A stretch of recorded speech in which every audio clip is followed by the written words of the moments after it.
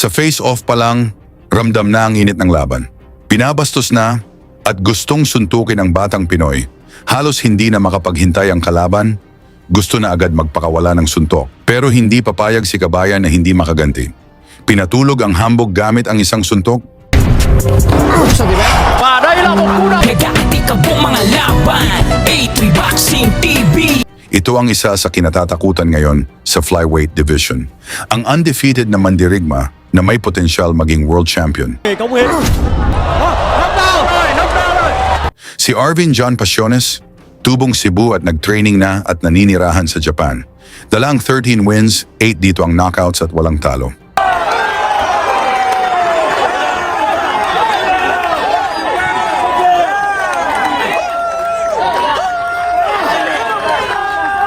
Isang WBO Oriental Flyweight Champion, WBA Asia Light Flyweight Champion. At ayon sa mga insiders, kaya pa nitong abutin ang 30 wins o 30 knockouts. Sa galaw pa lang, makikita mo na ang kakaiba. Parang Terence Crawford, kaya niyang magpalit ng stance, pwedeng orthodox, pwedeng southpaw, at kayang bumitaw ng malalakas na suntok kahit sa anong anggulo.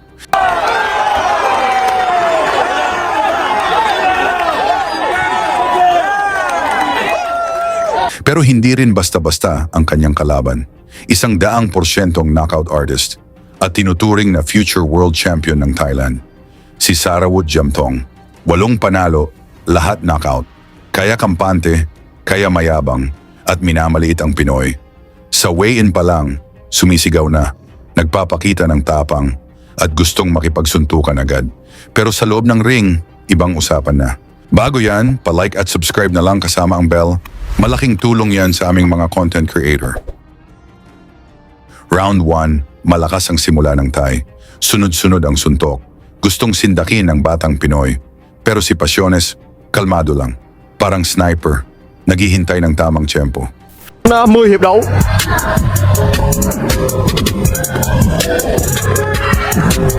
Năm năm trước ở độ tuổi 13 thì dành cho mình những thành tích và có những trải nghiệm rất tuyệt vời tại Việt Nam. Và đây cũng là một những võ sĩ được dự đoán cũng sẽ tiếp tục gắn bó lâu dài với đất nước Việt Nam của chúng ta và cũng sẽ là một trong những nhân tố. Pasiones là võ sĩ thuận tay trái, bất lợi hơn về mặt thể hình, về chiều cao và xẻ tay. Và vừa rồi thì Pasiones Chamthong cho rằng đó chỉ là một tình huống đánh vào vai mà thôi.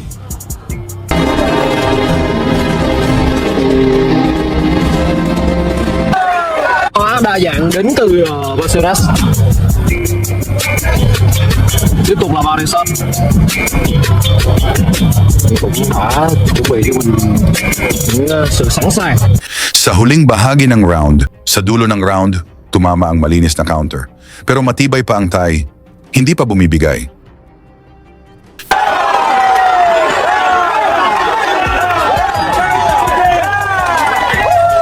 Bây giờ cuối cùng là một sự chủ động tấn công của Pasiones. Round 2, sumugod ulit ang kalaban. Gigil na gigil, gustong tapusin agad ang laban. Pero hindi niya alam, ito ang eksaktong gusto ni Pasiones para maipasok ang kanyang bitag. Rất tốt. Chúng ta đang thấy một màn thể hiện tuyệt vời và chúng ta cũng thấy là những đòn động tác giả, những lạc hướng đối thủ đến từ Sarawut Chamthong. Nhưng vẫn còn đó là một sự tập trung, phong cách thi đấu cực kỳ chuyên nghiệp đến từ Pasiones.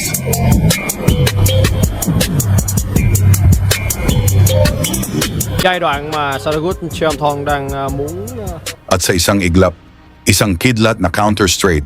Diretso, bagsak ang hambog, hindi na nakabangon.